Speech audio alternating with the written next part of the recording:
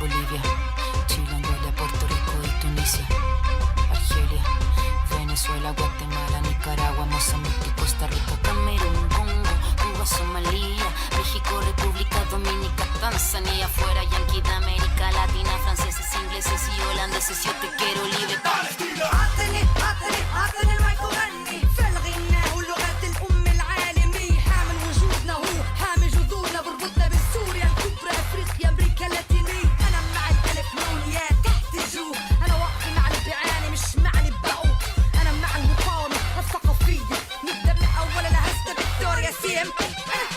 أنا مش معنى أنا حسبت حسابي زمان أستثمر ببنكي بعد ما بنكي أعلن إفلاسه. يوم العلم كان الوضع بده الردع، صار الوضع بده الردع، لكل كثير بتحرر مستوطن بتلمد، لكن مصافحة يد ألف كان ألف راق بالهد، دار الإعلام سلاح مطيب فبركوت، أما لما ألمي يدي برجع الواقع كما Todos los callados, todos los omitidos, todos los invisibles, todos los callados, todos los omitidos, todos los invisibles, todos. Saqueo, pisoteo, colonización, Matías, Catrileo, Gualmapu, 1000 veces venceremos, del cielo al suelo y del suelo al cielo vamos. Caballito blanco, vuelve pa' tu pueblo, no te tenemos miedo, tenemos vida y fuego, fuego en nuestras manos, fuego en nuestros ojos, tenemos tanta vida y esta fuerza color rojo. La niña María no quiere tu castigo, se va a liberar con el suelo palestino. Somos africanos, latinoamericanos, somos este sur y juntamos nuestras manos.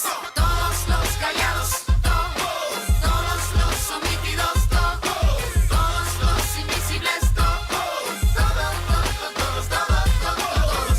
los callados, todos los omitidos, todos los invisibles,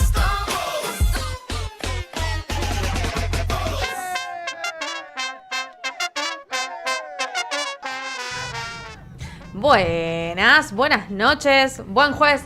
¿Cómo están? ¿Todo bien, Maren? Todo bien, acá estamos para más un programa en este día frío. Ahora empieza para mí el momento más sufrido. Un frío tremendo. Frío, vamos pasando un matecito acá. Un mate, muy bien. Y vamos a presentarlo porque ya Claro. se está viendo allá en pantalla. Ok. Bienvenido, buenas noches. Buenas noches, ¿cómo Doctor. les va? Todo bien. ¿Todo bien? Muy facho, Hoy estoy Muy rockero. facho. Muy facho, ¿no? ¿Cómo es? Muy facho. ¿Cómo es? Se dio cuenta. Fachero. Se dio cuenta. ¿Para qué voy a negarlo? Encima hoy el tema que vamos a hablar está muy vinculado, mirá. ¿Sí? ¿De qué vamos a hablar? ¿Querés contar Ajá. un poquito? Vamos a hablar de violencia institucional.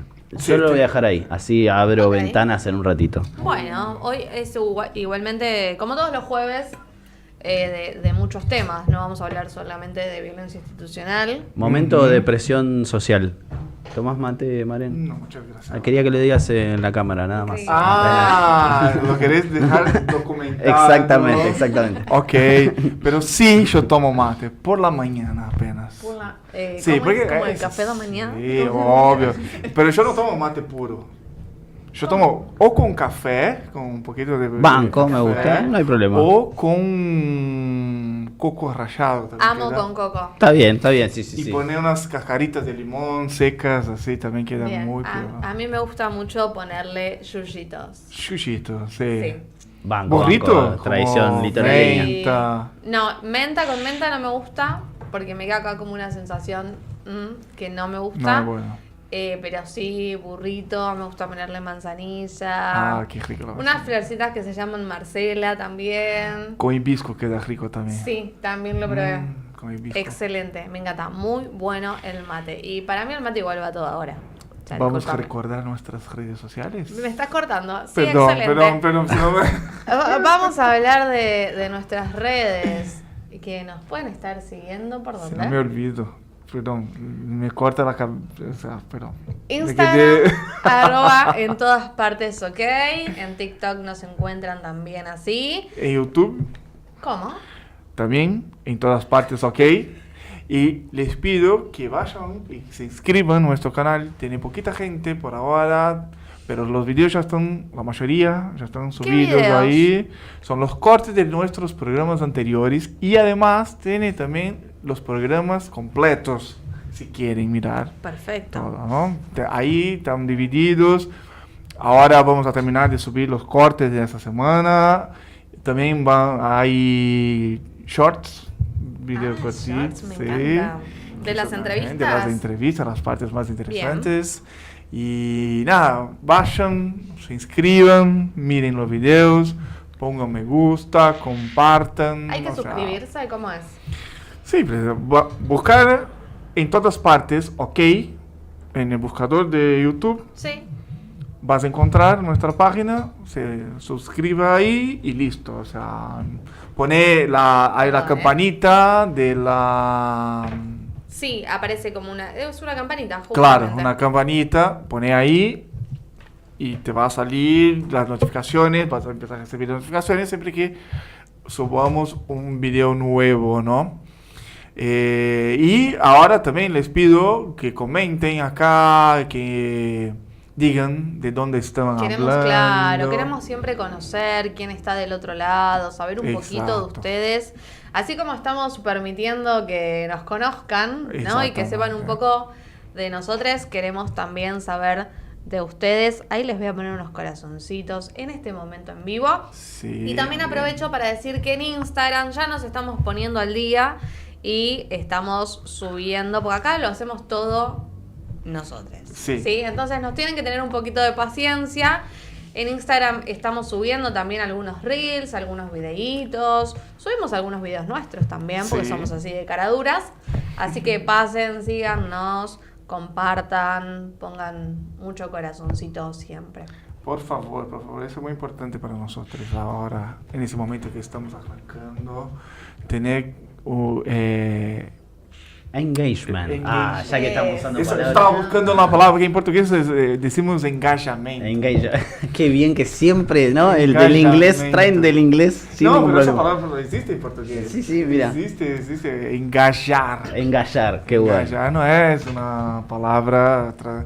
Y vamos nos engajar con nuestra radio, por favor. Engájense. Engállense, Me engállense. encanta, me encanta. Bueno, y antes entonces de darte el pie y que nos cuentes un poquito de qué vamos a hablar hoy, quiero decir a quienes están ahí, que estoy viendo que están conectadas en este momento, porfa, póngannos quiénes son, de dónde nos escuchan, si es la primera vez o no, y vamos leyendo en vivo, ¿dale? Así que, bueno, ¿qué onda por ahí? ¿De qué vamos a hablar? Violencia institucional. Violencia institucional, exactamente, Bien. sí, sí. ¿Qué es eso? ¿Cómo se come eso, no? Esa sería Claro. la cuestión. Mañana 8 de mayo, se conmemora el Día de la Violencia Institucional. Es así desde el año 2013. Es una normativa del 2002 en realidad, pero digamos el primer año donde lo conmemoramos como tal es al año siguiente, en mayo del 2013. Y bueno, básicamente hace referencia a un hecho que va a cumplir mañana 39 años. Estamos cercanos ya a los 40 años del hecho. Así que la idea es un poco eso, contar un poco de dónde viene. Y van a ver que tiene muchas aristas y es muy interesante. Voy a tratar de hacerlo lo más escueto posible. Jere, Sí. Recordar que el 3 de mayo fue el Día de la Libertad de Prensa también. Recordar eso porque hoy tenemos un invitado sobre eso, ¿no?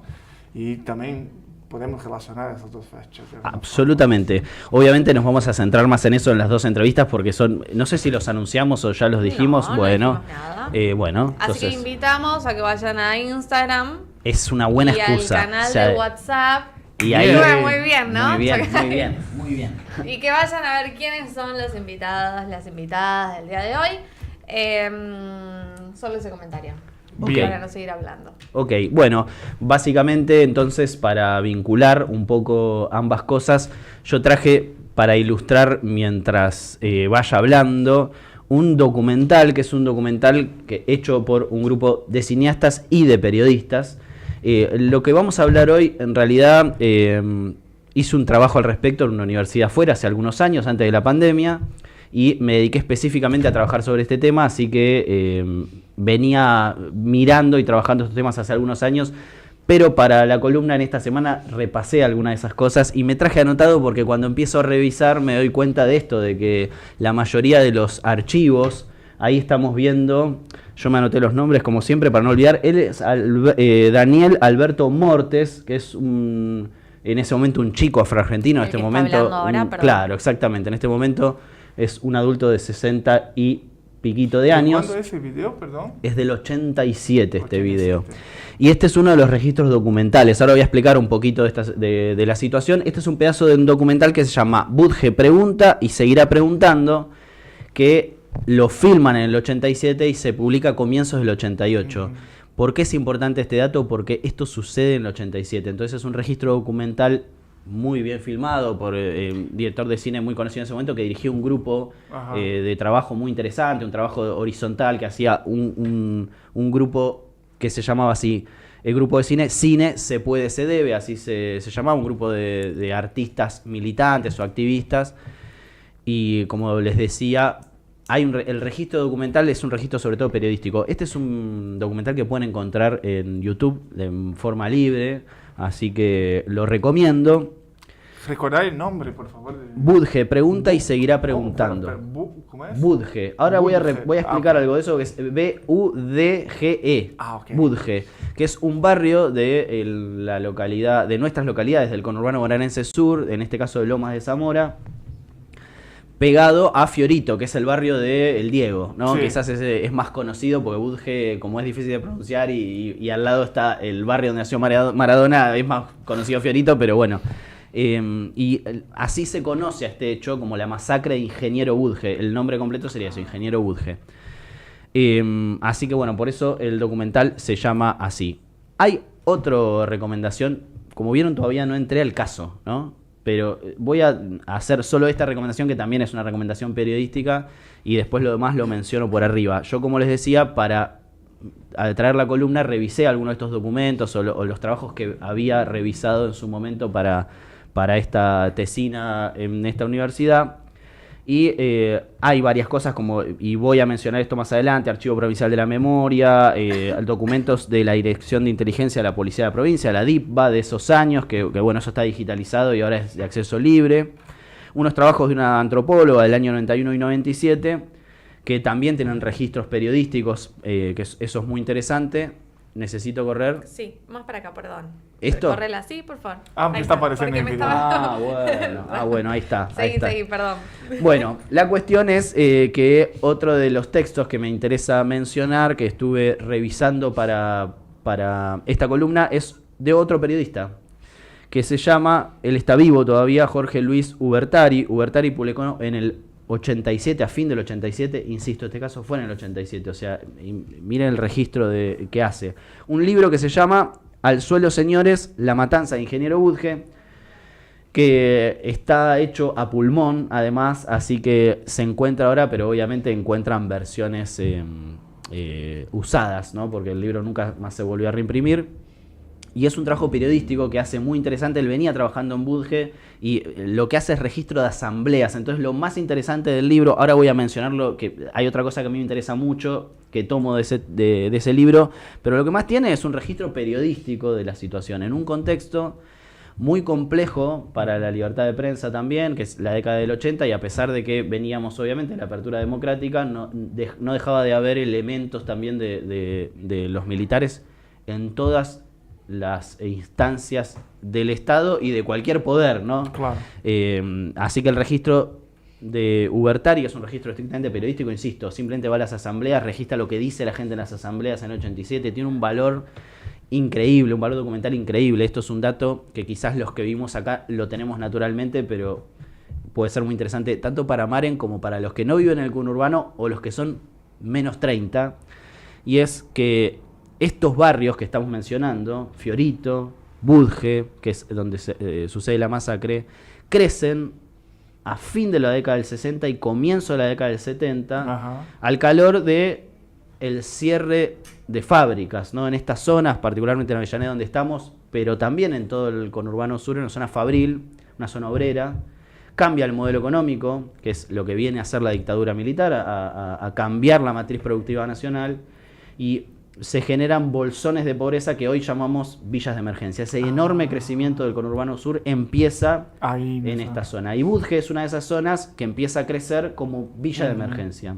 En la época de la dictadura va a ser cercada y además no va a aparecer en ningún medio. Entonces, otra de las cosas interesantes de este caso es que aparece Budge por primera vez en la televisión nacional y se vuelve un caso a nivel nacional, escandaloso por lo que vamos a ver ahora. Y Budge aparece en la primera plana. Por eso también el valor del documental que estábamos pasando, que es el primer registro nacional, digamos, de canales como Telefe, o en ese momento Canal 10, Canal 13 o Canal 9, es el primer registro de la gente del barrio y del barrio, ¿no? Así que bueno, ahí lo periodístico, como en ese caso, resguardando también la vulneración de derechos, ¿no? La posibilidad, en este caso del ejercicio periodístico, de dar luz en un contexto de total oscuridad estatal, ¿no? Que obviamente saliendo de del paralelismo con la dictadura militar, sin duda, por ese momento, en el 87, estábamos ya en democracia, sin duda. Hay algo también de eso que empieza a pasar en este contexto, ¿no? ¿Qué es lo que pasa? Como van a ver, lo que la masacre de Ingeniero Budge no es distinto a lo que sigue pasando hoy. No es que acá pasó algo excepcional que no venía pasando y jamás dejó de pasar.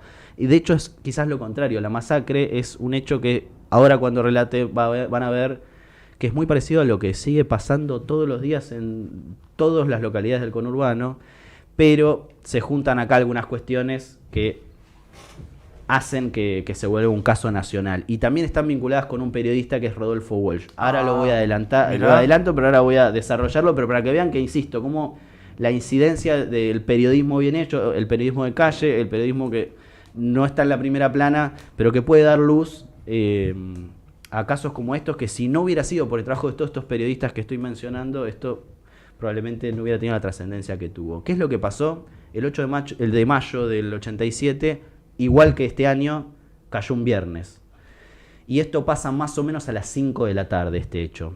Y lo señalo porque era este clima, e incluso era este día. O sea, ahora, 39 años, podemos incluso ponernos en el mismo día, porque mañana va a ser el 8 de mayo igual que en el 87, igual que hace 39 años atrás. ¿Qué es lo que pasa? Dos chicos, Roberto Arganiarás, que también era afroargentino, y Agustín Olivera, que no lo era, pero claramente por las imágenes que nos llegan y por lo que he conocido de los familiares, claramente de ascendencia indígena, dos negros del conurbano, como le decimos acá, dos negros, Roberto de 24 y Agustín de 26, venían de gira desde la noche del 7, ¿no? Así que, insisto en este paralelismo, como hoy se hubieran encontrado como nos encontramos nosotros. Y bueno, una cerveza, otra cerveza, ambos estaban desempleados en ese momento, vivían con sus familias, con sus padres en esa misma localidad. Ambos nacieron en Budge, pero eran hijos de migrantes internos, ¿no? De gente que venía, en un caso de familia de Chaco, creo, si no recuerdo mal, de Santiago del Estero el otro. O sea, inmigrantes internos en este proceso que contaba, de familias que vienen al conurbano en un contexto de pauperización de las condiciones materiales para estar más cerca del centro y poder Tener ver más oportunidades. Exacto. Estaban de gira, entonces ya para la mañana del 8 eran un poco unos barriletes cósmicos del barrio de Budge. Duermen algunas horas, pero se levantan después del mediodía y ¿qué hacen? Siguen la gira. Su plan de ese fin de semana era hacer eso, ¿no? Tomarse todo el fin de semana para estar en el barrio haciendo nada, en un clima que, insisto, parecido al nuestro, como estos días de hoy, ¿no? Imagínense que el 7 y el 8 fueron más parecidos a un día como ayer que como hoy, o sea, un poco más de calor que frío. O sea, arrancando invierno. Exacto. ¿Y qué hacen los pibes en el barrio entonces? Aprovechemos la esquina, porque son las últimas esquinas hasta que viene el frío total y hasta primavera a juntarse dentro de la casa. Entonces estaban en ese plan. Van a un almacén a la tarde, al mediodía tarde del 8 ya, y discuten con la dueña que era la que atendía el almacén. Bueno, era una señora bastante particular, y ellos estaban en una también, entonces discuten con la mujer. No era la primera vez, algunos de los chicos, particularmente Roberto, tenía alguna pica con la señora, y la señora toma la decisión de a decirle al hijo, a su hijo. Bueno. ¿Y qué hace el hijo de esta almacenera, que era amigo de los comisarios de calle o de los policías de calle de Budge? Es ir a decirles: está pasando esto con estos pibes, quiero que estos pibes me los levantes. Eso, que parece una aberración, era algo sumamente común y sigue siendo algo sumamente común, que son las formas de control callejero de la policía, más en los barrios. ¿Qué es lo que hace la policía? Sale a buscar a este grupo de amigos, que era ese grupo de amigos de esa esquina, porque los conocía simplemente porque eran los mismos pibes de la misma esquina. Entonces se encuentran a uno de ellos que lo veíamos nosotros en el documental, que les decía era Daniel Alberto Mortes. Mortes estaba trabajando porque era viernes y le tocaba trabajar. Él trabajaba en un corralón muy cercano y entonces no encuentra a nadie en la esquina y van al corralón. Sabían que ahí estaba este chico. Lo encuentran a Daniel, se lo llevan de prepo, en la comisaría lo torturan. Disculpen la forma de decirlo, pero es lo que pasó. Lo recontracagan a palos, que es un poco lo que él cuenta en el documental. Y le piden que diga dónde estaban sus amigos. Él aguanta lo que puede, pero nada, en un momento dice, sí, deben estar en la casa de tal. Y entonces salen a buscarlos. Y en ese salir a buscarlos, los encuentran en Figueredo y Guaminí, en la intersección de esas dos calles que hoy todavía se llaman así. Obviamente la casa que está en la esquina se ha modificado, pero yo insisto con esto, el barrio no está tan distinto. Parte del trabajo que había hecho en su momento también tenía que ver con esto, con mostrar un poco cómo era y cómo es, o cómo eran las asambleas del barrio en este registro de Bertari y cómo son ahora. Esta intersección sigue estando exactamente igual, o el barrio sigue estando exactamente igual.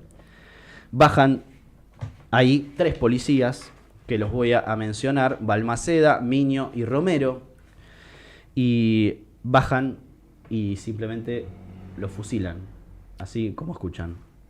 No solo estaba Roberto, que en ese momento tenía 24, y Agustín, que tenía en ese momento 26, sino que un rato antes pasa 2 cosas que son muy particulares. Uno de los chicos, que hasta el día de hoy está en la comisión de familiares, estaba con ellos en la esquina, pero no venía de gira desde el 7, entonces se rescata un poco más temprano y dicen, vuelvo para casa porque no tengo el documento y hoy es viernes.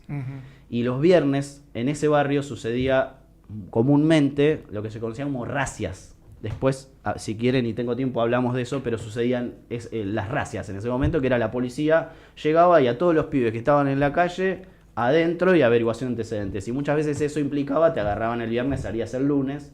En muchos casos, pibes laburantes que simplemente se pasaban el fin de semana en la comisaría y el lunes no a laburar. Entonces él se da cuenta que no tiene el documento encima y va a la casa que era a media cuadra, o sea, camina a media cuadra y va a la casa a buscarlo.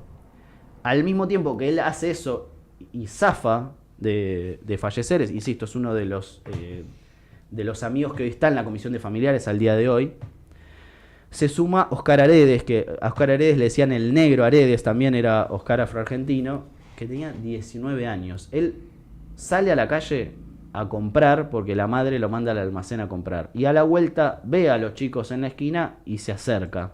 O sea que, insisto, los dos que habían empezado el supuesto conflicto simplemente estaban ya en la esquina. O sea, ya no había ningún conflicto. Estaban en la esquina tomando cerveza. Y a eso se suma este chico de 19 años que venía del almacén porque su mamá lo había mandado a comprar al almacén. A estos 3 chicos acribillan estos 3 policías sin mediar ninguna palabra. Imagínense que eran las 5 de la tarde de un viernes en un barrio, en un día que más o menos hacía calor, de los últimos del año que hacen calor. O sea que estaba lleno de gente. Esto lo vio todo el barrio. Todo el barrio lo vio. No pueden justificar, obviamente, porque se acaban de fusilar, todo el barrio sale de manera espontánea. Imagínense las madres de estos chicos, si a nosotros nos conmueve en este momento, ahora 39 años después, imagínense. Entonces todo el barrio sale a escrachar a los policías, o sea, se los iban a comer.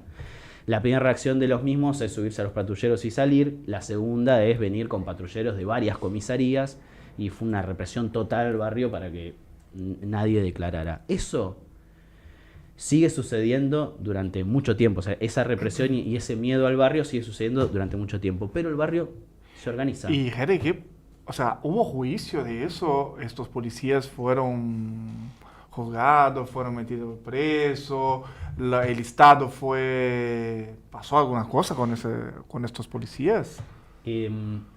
Todo termina, o sea, nada de lo que te diga va a ser bonito. Quizás lo único reparador para las familias es esto, que llegan con una reparación política al año 2012, que es cuando el Estado reconoce el Estado Nacional. Bajo el gobierno de Cristina. En ese momento, bajo el gobierno de Cristina, y a pedido de los familiares se declara el 8 de mayo como el Día de la Violencia Institucional. Esto lo leo simplemente. La definición que va a dar la normativa, que es la ley 26811, es el Día Nacional de la Lucha contra la Violencia Institucional, con el objeto de recordar las graves violaciones de los derechos humanos ocasionadas por las fuerzas de seguridad. Siempre esto lo señalo porque las palabras son importantes y esto se ha banalizado en el último tiempo con las violencias o la violencia institucional del Estado, como si o se habla de las microviolencias. Y yo vuelvo, es importante para mí en estas cosas donde además, insisto, el Estado sigue haciéndolo, las formas de intervención, de control callejero de las fuerzas de seguridad siguen siendo las mismas, siguen siendo una forma de control racista y la muerte en ocasión de este tipo de acciones no solo no paró, sino que sigue. Quizás el caso más emblemático es el de Lucas González en el último tiempo, de la pandemia para acá, porque fue el primero donde un policía obtiene por un asesinato de este tipo un agravante por el odio racial. Pero imagínense que en este caso esto ni apareció. Como era la década del 80, me apuro, voy rápido, les juro. Como es la década del 80, voy a responderte lo de los juicios al final, pero digo esto rápido. Como es la década del 80, las madres y las abuelas habían tenido en esta década una visibilidad pública enorme. Imagínense que 2 años antes habían sido el juicio a las juntas. O sea que la cuestión vinculada a memoria, verdad y justicia está muy fuerte en este momento. Y las madres, insisto con eso, las madres toman la decisión de tomar la causa como propia. Y entonces varias de las madres vivas en ese momento, que eran sumamente reconocidas, van al barrio y en el barrio se suman a las asambleas. Y a su vez varios abogados de derechos humanos de organizaciones vinculadas a memoria, verdad y justicia se acercan. Yo solo voy a mencionar a uno de los 2 abogados que llevan la causa, que es León Toto Zimmerman, muy conocido él en el ámbito de los derechos humanos. Y León hace algo sumamente inteligente, por eso lo menciono, y por eso decía lo de Rodolfo Walsh. Rodolfo Walsh tiene una frase que escribe en un libro en la década del 60, o sea, 20 años antes de esta situación, y describe él a la policía bonaerense como la secta del gatillo alegre, así los menciona en este libro.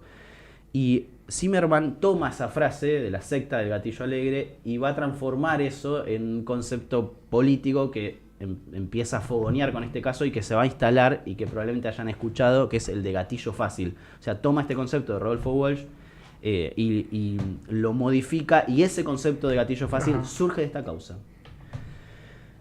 De esta causa surgen muchísimas cosas. Por ejemplo, en el año 92, que es el primer juicio, surge Correpi, que es una organización vinculada también a la violencia institucional. Famosa. Exacto. Y varios de estos abogados que van a impulsar esta organización se van a juntar en el caso de la masacre. ¿Qué es lo que pasa con la masacre? Es el primer caso que está fuera de la órbita del debate sobre la dictadura militar, pero que claramente está vinculado con el universo de los derechos humanos. Entonces va a ser la primera gran causa de derechos humanos, de los organismos de derechos humanos, por fuera de lo que venían trabajando vinculado a memoria, verdad y justicia. Así que linkeamos ahí con lo que hablábamos también de la importancia de los periodistas, a tal punto que, insisto, este concepto de gatillo fácil va a surgir de un periodista que va a estar haciendo también una tarea de registro parecido a lo que decía que hizo Ubertari. No sé si tenés esa información, pero ¿cuál fue la justificativa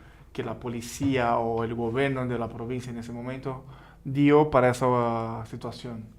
Bueno, la justificación es la misma de ahora, ¿no? Que simplemente que hay cosas que son matables. Pero yo tengo acá un documento de inteligencia de la policía, de la DIPA, lo que decía antes, son documentos internos de la policía del año 87, y te puedo leer la justificación que se dan legalmente, digamos, al interior ellos, ¿no? Y estoy ahora leyendo un textual de el comisario vinculado a este caso en un informe que hace después de una entrevista con Balmaceda, que es uno de los asesinos. Y dice exactamente así: la zona donde se produjo el hecho, o sea, ingeniero Budge, es un área carenciada con características de villa de emergencia, donde presumiblemente se resguardan gran cantidad de delincuentes. Estoy leyendo un textual de de inteligencia de la policía. Así que presumiblemente en la villa, presumiblemente, gran palabra utilizan, presumiblemente se resguardan gran cantidad de delincuentes. Exactamente. Entonces, ¿cuál es la justificación? Y bueno, es donde viven los negros, probablemente haya un montón de delincuentes. Sí. Traigo acá un caso o un textual también, ya que hablamos de los textuales. Traje varios, pero este puede ser que sea interesante para vincular con lo que estamos hablando, que es un registro que hace Laura Gingold, yo les decía, una de las antropólogas del año 91, y ella entrevista a varios de los activistas de abuelas y madres que iban a Budge, o sea, que estaban acompañando las asambleas de Budge. Una de ellas menciona esto, está viva también y sigue militando en uno de los organismos de derechos humanos. Menciona que en una de las salidas del barrio, o sea, ellos iban a las asambleas del barrio pidiendo justicia y presionando en los años previos, y cuando sale del barrio la arrincona un auto sin registro, digamos, no un auto, no un patrullero, sino un auto de civil, pero bajan 4 policías, la arrinconan contra la pared, la amenazan. Imagínense esa situación, además del año 87, o sea, saliendo de la dictadura. Si ahora eso te da miedo, si ahora, y lo imaginás Angie, te debe dar miedo que te agarren acá a la vuelta, imagínate a un ratito de haber salido de la dictadura.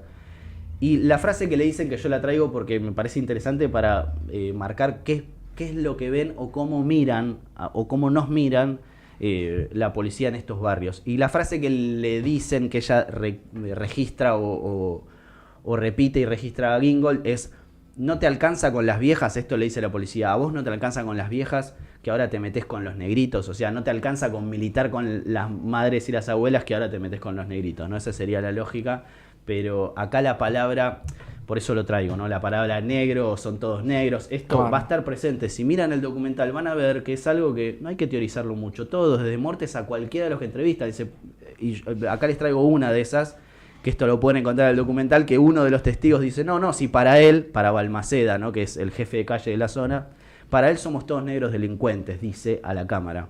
Así que el registro de la gente, más allá de que, yo traje esto, la primera vez que Naciones Unidas tiene un registro oficial, en este caso el Comité de Eliminación y Discriminación Racial, donde dice, en el caso de Argentina, explícitamente esta cuestión racial, es en el 2001. En el 2019 tenemos un informe de afrodescendientes, miren dónde venimos, ¿no? Nosotros acá trabajamos la causa de Acosta Martínez, el fallo fue en el 2020. Hablábamos recién de Lucas González, fue hace también 2 o 3 años. Entonces, me parece interesante esto porque ya en los barrios, o ya la gente que está padeciendo, lo dice abiertamente, como, che, nos ven como somos negros descartables, somos todos...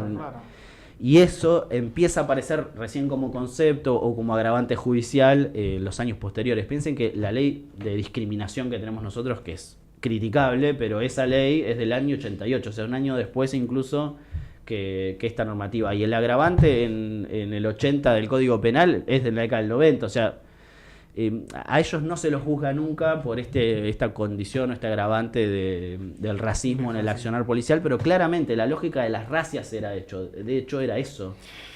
Muy interesante, la verdad. Rápidamente para dejarlos, porque bueno, no puedo no extenderme, es así, no sé cómo viene nuestra invitada estrella.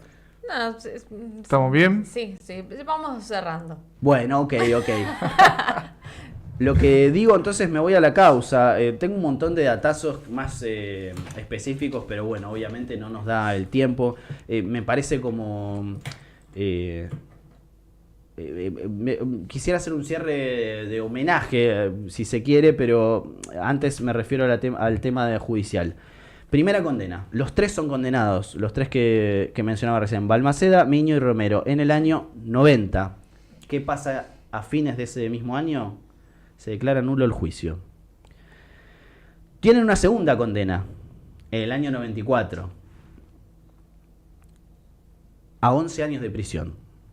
Estoy leyendo, por eso me tomo el rato. En el año 94 tienen la condena como tal a 11 años de prisión. Se los pregunto y me responden. ¿Qué se imaginan que pasó? ¿Quedaron presos? ¿Fueron presos? Son policías bonaerenses. No creo que hayan sido presos. Probablemente no. Claro. Bueno, y acá increíblemente la orden, se fugan los 3 obviamente, que en realidad no se fugan. O sea, nunca se fugan, siguen viviendo en su casa, pero bueno, para la justicia, en los términos judiciales, uno piensa en fuga, se fueron a Paraguay los 3. No. Estaban viviendo ahí en sus casas tranquilamente. No hicieron absolutamente nada, se quedaron en su casa. Pero ¿quién eran los encargados de notificar, ir a buscarlos y ponerlos presos? La policía. La policía bonaerense. Claro. Y ellos hacen esto en el marco de las racias. Las racias eran una práctica que es común en toda la policía de la provincia y era en ese momento común en todas las policías, todas las fuerzas de seguridad de todos los distritos. De hecho, el caso de Bulacio, súper conocido, va a ser el año 92. Insisto con eso, esto no va a dejar de pasar. La masacre de Bunge es quizás en ese sentido lo menos excepcional que hay. O sea, es exactamente igual o casi igual, es un caso ordinario en ese sentido. Es algo que sucede y siguió sucediendo durante todos estos 40 años. Bueno, en el mes de octubre del 98, estábamos a 11 años del hecho, capturan al primero de los 3, a Romero. 98. En el 98. Y los otros 2 son capturados un poquito después, en el año 2006. Yo voy a insistir con eso. Ni Romero, ni Miño, ni Balmaceda se fugan a ningún lado. Simplemente están en el domicilio. Lo que pasa es que hay una presión de las organizaciones sociales y presión del grupo este que se arma de familiares para que eso pase. Tardaron casi 20 años entonces en encontrarlos. Pero, ¿qué pasa? Los 3 solicitaron, ya eran muy grandes los 3. Balmaceda particularmente tiene una condición de salud muy mala. ¿Qué piden? Prisión domiciliaria. Así que después de unos 6 meses uno y de 3 meses otro de estar en prisión, pasan a su casa. Así que a los fines prácticos nunca cumplieron condena, porque al poco tiempo mueren los 3, insisto, eran personas grandes ya. Y básicamente se pasan toda su vida en libertad, o sea, no estos últimos tiempos, pero tampoco hay un seguimiento de ellos en su prisión domiciliaria. Bueno, estoy para cerrar, ¿no? Entonces quisiera cerrar con esto, porque más allá de todo lo que queda afuera, esto es lo más importante, y es que estamos hablando de 3 pibes, que imagínense que vamos a cumplir ahora 39 años, entonces son gente que incluso ahora, el más chico de ellos, Aredes, Oscar Aredes, tendría ahora 50 y pico años, 58, 59 años, o sea, no tenía ni 60 años, y el resto 60 y monedas. Así que, insisto, si uno ve las fotos o videos de los familiares, siempre hacen actos, mañana también va a haber probablemente un acto en Budge, son gente joven, el entorno son gente joven. Así que recordamos este 8 de mayo a Oscar Aredes, que insisto, lo fusilan con 19 años, a Roberto Argañarás, que lo fusilan con 24 años, y a Agustín Olivera, que lo fusilan con 26. Para ellos este recordatorio y la importancia de reafirmar el control de la fuerza de seguridad y la importancia de poner en el centro a las personas, porque acá el drama es que seguimos discutiendo si es por la gorrita, es por la ropa, es por... no, muchachos, estereotipo. son los cuerpos, son Claro. estos cuerpos, hay cuerpos que son matables, y hasta que no discutamos sobre que hay cuerpos que son matables y cuerpos que no, entonces todo va a seguir igual. Así que nuestro homenaje sentido a estos 3 pibes. Gracias, Así gracias es. por traernos también este tema tan importante y invitarnos, ¿no?, a la reflexión. Y antes de conectarnos al Meet, vamos a escuchar un pedacito de una canción que trajiste también. Un poco... Un tema del año 92, el mismo año que se forma Correpi, muy conocido para los que nos gusta el rock, los que nos gusta el metal, los que nos gusta el rap, porque acá se mezcla todo un poco. Es una canción que en realidad es de una banda yankee y está en inglés. Nosotros traemos una versión muy buena de una gran banda de los años 90 que se llama Animal. Bien, bueno, escuchamos un minutito y ya continuamos. Y ahora sí.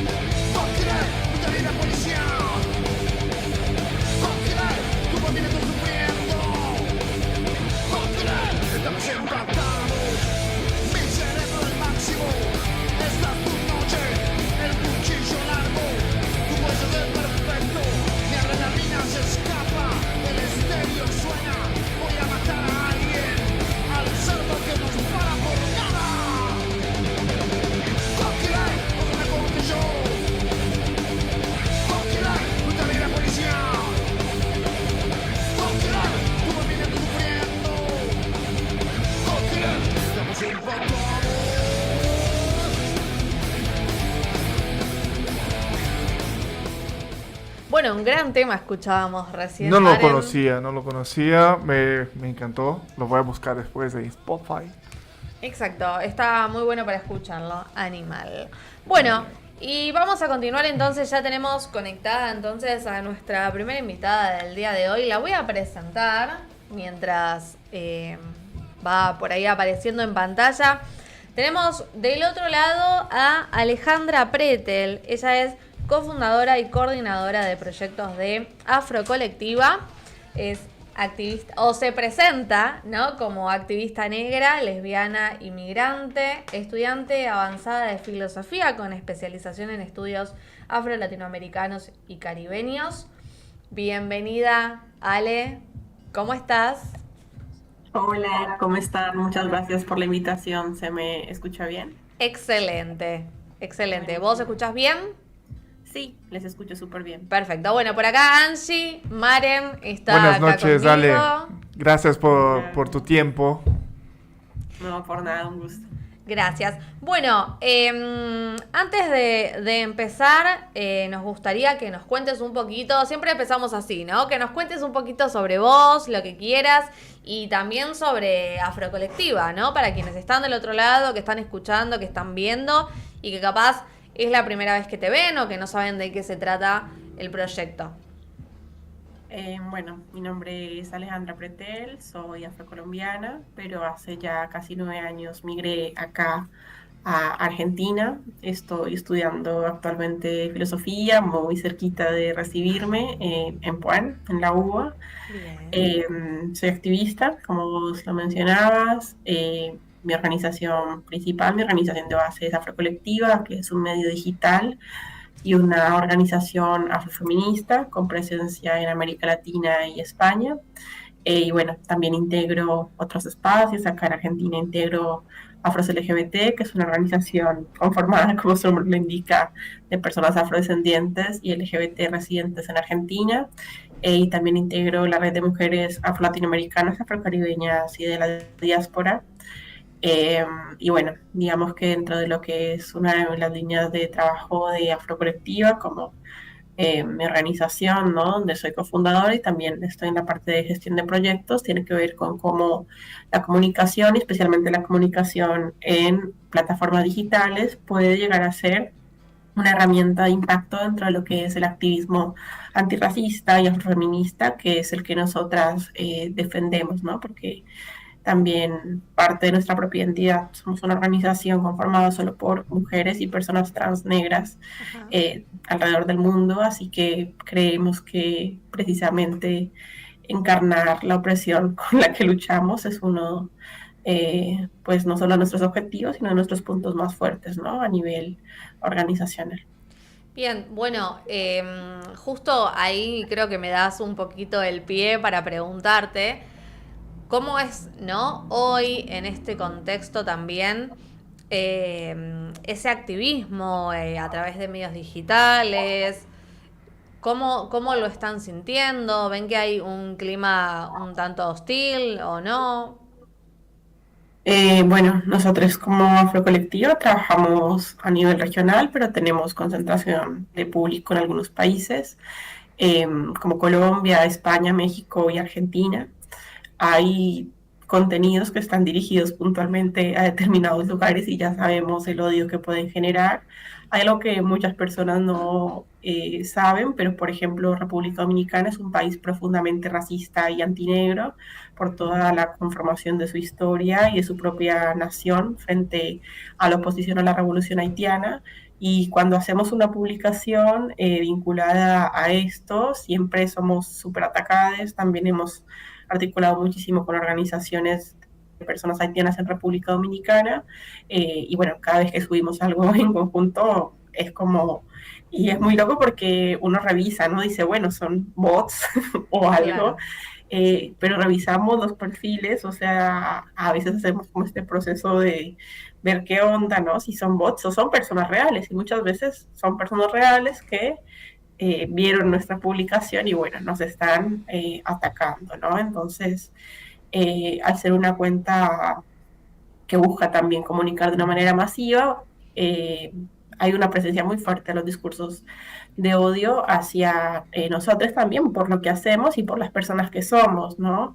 No es lo mismo que comunique algo sobre, por ejemplo, la lucha anticolonial, que es un tema que también nos toca profundamente, y no es lo mismo que haga un video, ¿no?, sobre el genocidio que está ocurriendo en Palestina, una persona blanca, que una mujer negra. Claro. Entonces, también eso incentiva muchísimo los discursos de odio que recibimos. Acá en Argentina en particular hay una anécdota donde yo además estoy involucrada, porque en su momento, no sé si recuerdan este trend, decías como, soy una persona tal y me pasa esto, ¿no? Entonces, hicimos ese trend en el marco de un proyecto en el que estábamos colaborando con una organización acá, con Impacto Digital, y exponíamos junto a otro medio de ese momento, de compañeras indígenas, con CISAS, hicimos un contenido afrocolectiva, Impacto Digital y CISAS, hablando de cómo ser una persona negra en Argentina y cómo ser una persona indígena en Argentina. Y bueno, ahí intentábamos como desafiar y representar varias situaciones que ocurren cotidianamente y que tienen que ver con el racismo y una lógica de la extranjerización y la exotización, ¿no?, sobre nuestras corporalidades. El contenido se hizo súper viral en redes sociales e incluso llegó como al lado súper facho de Twitter, y bueno, me enteré por algunas personas que me lo dijeron directamente, como que me habían encontrado ahí tipo en la parte, nada, fascista de Twitter, porque hay que decir las cosas como son. Así que bueno, particularmente nos sentimos muy atacadas, pero también creemos que hay una concientización del lugar que ahora tiene lo que es la violencia digital, que no había en otros años, ¿no? Nosotras, por ejemplo, el año pasado tuvimos la oportunidad de participar como organización del Foro Permanente de Afrodescendientes, que es la instancia más importante de Naciones Unidas respecto a todo lo que tiene que ver con promoción de derechos y agenda global de los derechos de las personas afro. Y una de las sesiones temáticas era sobre justicia digital. Y había, bueno, o sea, ya que fueron los temas elegidos, era un montón, ¿no? Pero también pudimos participar como organización, y uno de los ejes centrales fue precisamente la violencia digital, y puntualmente la violencia digital diferenciada que experimentamos las mujeres afrodescendientes, ¿no?, que tiene que ver con prácticas, sí, de reproducción de discursos de odio, ciberacoso, pero también con otras lógicas, ¿no?, Claro, vinculadas a la propia intimidad o a la persecución. Compañeras que nos comentan que les duplicaron sus cuentas. ajá, Una de nuestras compañeras en España tuvo que hacer una denuncia penal, ¿no?, porque había una persona que la estaba hostigando hace mucho tiempo y que incluso la amenazaba de muerte, solo ella por ser una comunicadora antirracista. Así que bueno, es algo que está Y- ocurriendo, pero siento yo que dentro de todo se le está dando al menos una entrada a lo que representa, ¿no?, y el impacto real que tiene en la vida de las personas, que puede ser desde lo emocional, pero también algo que se vaya en lo físico, ¿no? O sea, claro. personas que han sido Eh, atacadas por su trabajo en redes. Ale, te quería preguntar, ¿cómo vos ves el debate sobre el racismo acá específicamente en Argentina, ¿no?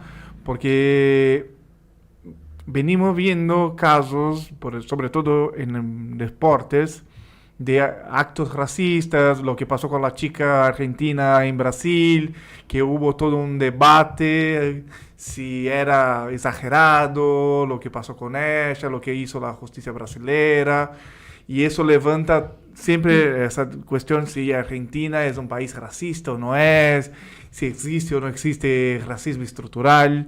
¿Cómo vos ves desde tu punto de vista como mujer negra migrante y también como una filósofa, si se puede decir, una intelectual que piensa esa situación en ese momento en Argentina? ¿Cómo vos ves que hay ese debate ya o estamos lejos de ese debate? ¿Cómo ves ese panorama?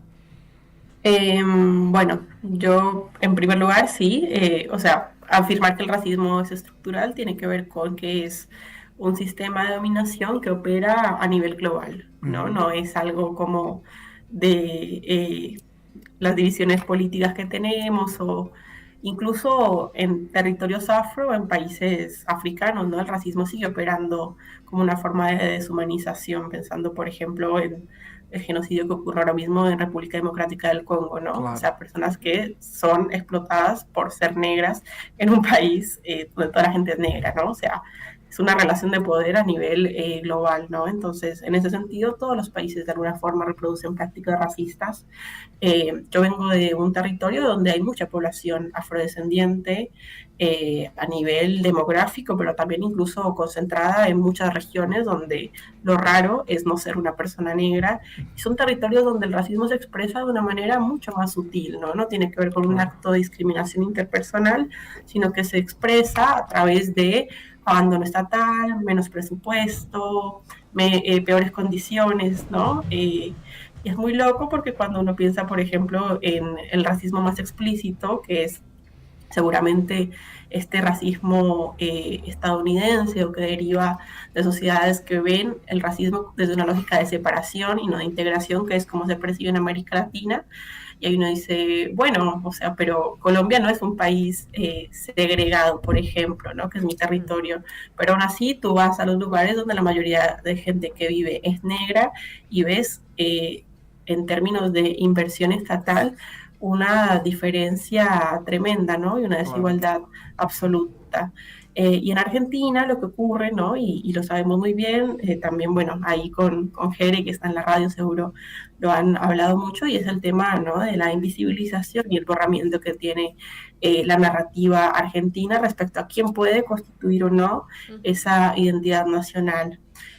Porque también la forma en la que se construyen las identidades nacionales tiene que ver muchísimo con una lectura racial, ¿no? De la persona que yo creo que puede llegar a ser colombiano, argentino, ¿no? Cuando pensamos en una persona de determinado país, hay un imaginario que se construye desde afuera, o sea, uno como persona migrante o como una persona extranjera, uno tiene una forma de imaginarse un argentino, más allá de que es una nacionalidad y no una identidad racial.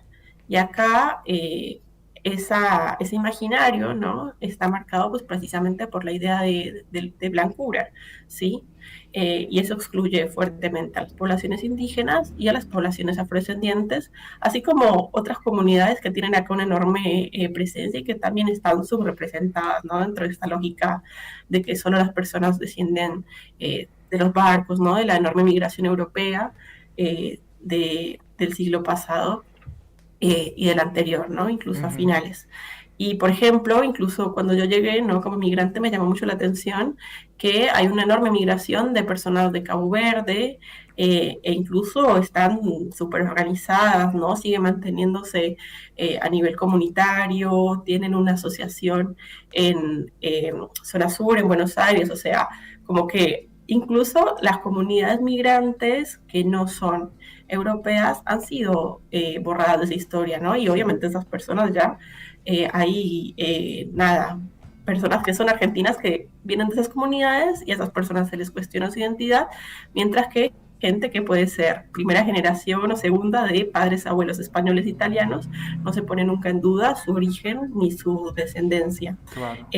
Así que bueno, yo creo que ese es el enorme trabajo que hay que hacer en Argentina todavía, lamentablemente, respecto al tema del reconocimiento. No solo el reconocimiento de que hay población afro, sino también precisamente de esta lógica que se ha construido que busca excluirles de la historia, ¿no? Entonces, pensando en un contexto donde se niega ni siquiera el racismo, porque yo creo que esto de decir acá no hay racismo es algo que hacen la mayoría de estados, ¿no? O al menos de sociedades, sino que acá lo que ocurre directamente es decir, bueno, estas personas no existen, o si existieron fueron muy pocas. A mí creo que eso fue una de las cosas que más me impactó cuando llegué acá, porque yo ya venía de un lugar donde me reconocía como una mujer negra y afrocolombiana, entonces yo llegué acá pensando en, bueno, ¿qué onda en la población afroargentina? Claro. Y recuerdo que la primera respuesta que tuve fue la que nos dieron a todos, ¿no? Que, bueno, fueron personas que fallecieron, fueron asesinadas en el marco de la guerra con el Paraguay, la fiebre amarilla, ¿no? Ya la que no sabemos. Y más allá de que eso fuera mentira, a mí me sorprendió mucho la frialdad con la que se contó, ¿no?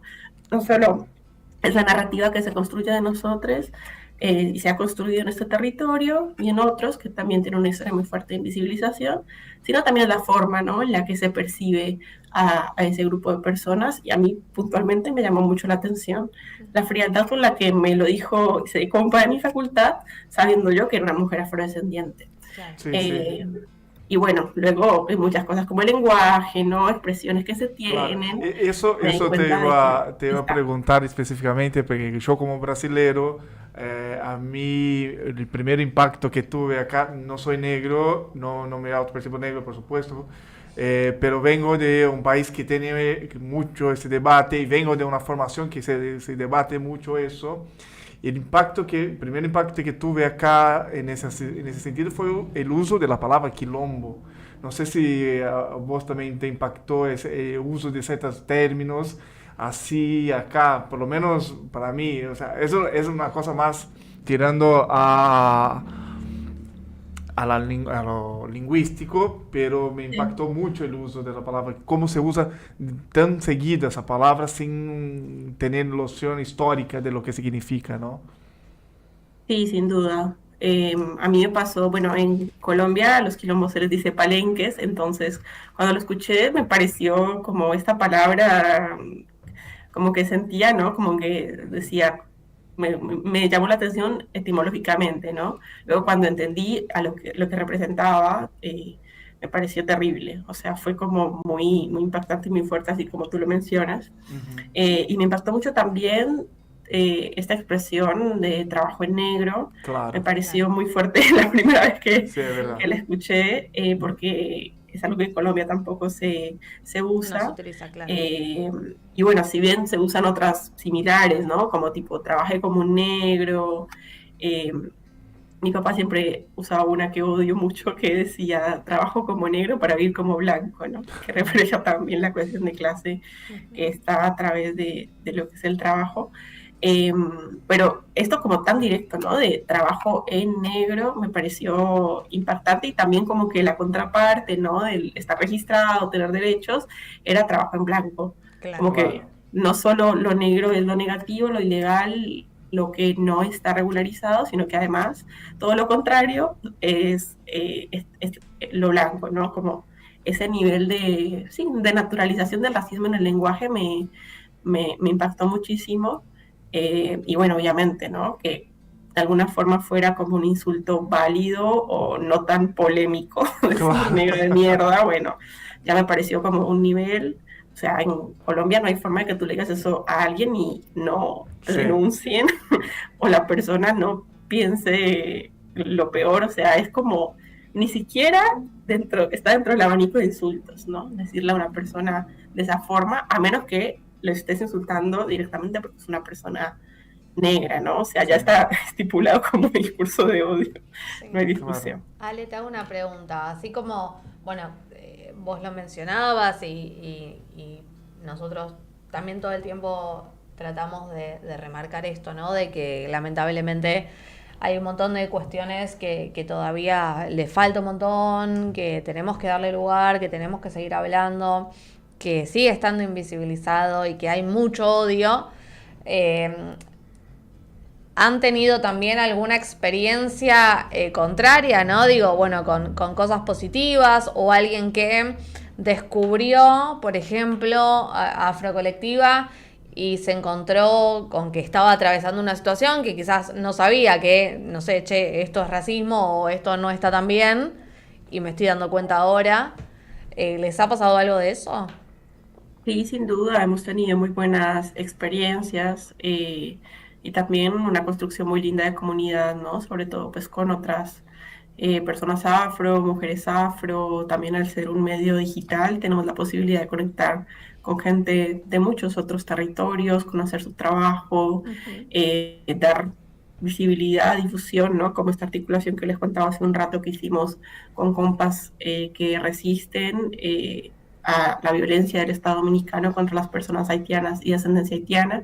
Y también poder nosotras ser como ese puente para amplificar ciertos contenidos, ciertas voces, ciertas trayectorias, la verdad que es supremamente gratificante, ¿no? Y hace poco también venimos trabajando, ¿no?, en la posibilidad de fortalecer actividades y demás cuestiones presenciales para, nada, trabajar sobre ese lazo que ya está un poco desde lo virtual. Respecto a esto que mencionas también, hay un formato que venimos haciendo desde que arrancamos hace 4 años, que son los viernes.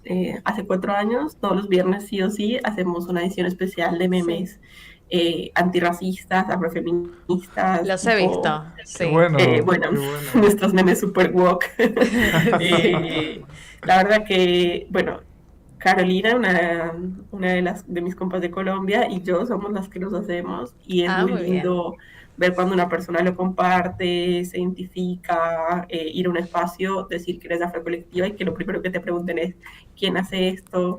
Mismo la interacción que se da en los comentarios, ¿no? O sea, pensar en que podemos también imaginar otras formas de comunicar como una estrategia de resistencia, ¿no? Y también de resignificar la violencia. Yo creo que como persona que hace los memes, puedo decir que es un acto también a nivel personal muy reparador. Y hay muchas situaciones que yo viví acá, por todo lo que ya hemos venido hablando de Argentina, que mi forma de exteriorizarlas y también de saber que no era una experiencia mía, porque es que me pasó a mí y Alejandra, yo soy tan de mala, sino que me pasó esto porque soy una mujer negra y lamentablemente le puede pasar a cualquier mujer negra en cualquier lugar del mundo, fue a través de los memes, ¿no? Entonces, creo que ocurre algo muy interesante ahí, desde la comunicación, el humor como una forma, ¿no?, de transformar la rabia y la furia, y esto, reconocer en lo que le pasa a la otra compañera a través de una emoción positiva, ¿no? Que es, bueno, al final esto es tan fuerte que me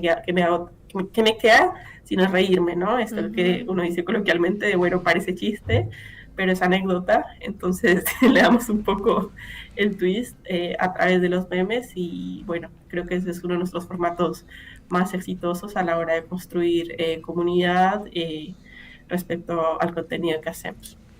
Buenísimo. ¿Querías preguntar algo más? No, para mí está perfecto, me encantó mucho. Gracias por tus palabras, por tu tiempo, Ale. La verdad que siempre muy bueno escuchar esa lucha y saber que hay gente como vos y espacios como Afrocolectiva que hacen esa lucha. O sea, muy importante. ¿Querés recordarnos las redes sociales?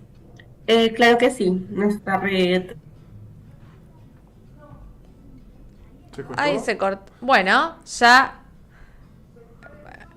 Bueno, cayó. ahora vemos si. Igual yo tengo acá las redes sociales. Perfecto.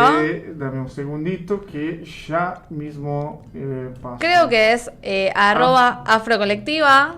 Claro. A ver, vamos a buscarla en este momento. Mientras voy a hacer un comentario. Yo vi los memes que mencionaba buenos. recién Ale, están muy buenos. El Instagram es Afrocolectiva. Así como están escuchando, pueden entrar. A ver si está por ahí.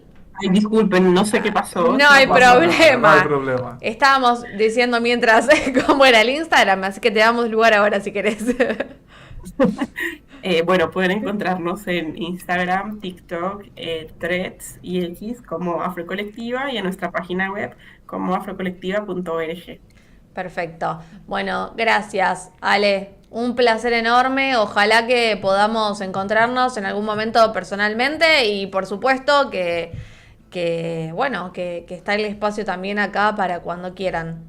Ay, claro que sí, gracias a ustedes. Seguro ahí tengo una cosita que me gustaría comunicarles luego, les escribiré. Bueno, Sí, por hablemos. Claro No hay que sí. ningún problema. Te mandamos un abrazo grande. Gracias. No, que estén bien. Chao, gracias. Nos vemos. Programa. Bueno, venimos en un ratito, escuchamos una cancioncita, a ver si les gusta. Y seguimos. Pausa. Desde el caserío para el mundo entero, con sabor de calle y fuego en el cuero. Escucha cómo suena. Esto está caliente. La esquina está encendida, suena el timbal, la rumba ya comenzó. chamacos en la pista con flow natural y las nenas se menean como en carnaval. Está caliente mi gente, que suena el bajo y la trompeta al frente. Píala sabroso, mueve la cadera, que esta rumba no espera. Manos arriba, no te me sientes, esto es fuego que se siente. Salsa dura de la buena, pa' que sude la calle entera. Mira el don del callejón con su pasito, zapato blanco y bastón, baila bien bonito, con su guayabera planchada y tumbao bendito. Dice nene, esto es lo mío, yo nunca me quito.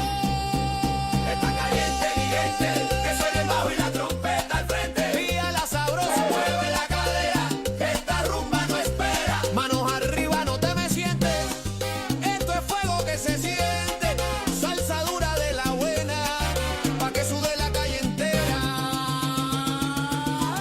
Baila nena que esto no se acaba, el barrio goza cuando el ritmo te llama. No pares, sigue, métele sin miedo, que la salsa vive allá en el concreto. ¡Toma!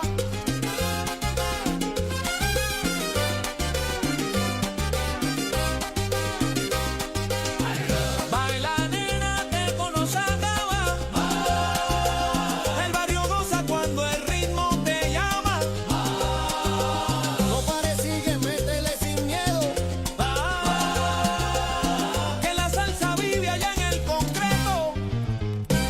Está caliente, caliente, caliente, caliente. Víala mi gente, siente ese ambiente. Ay, el que no baile se queda atrás.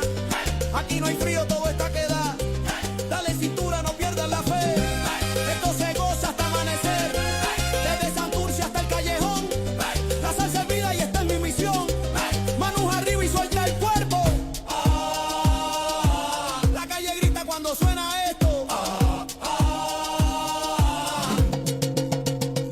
Está caliente mi gente, Víala, no lo piense. Manos arriba, mueve la cadera, que esta rumba no espera. Oye, pero qué rico. Esto es salsa de la dura, mi hermano.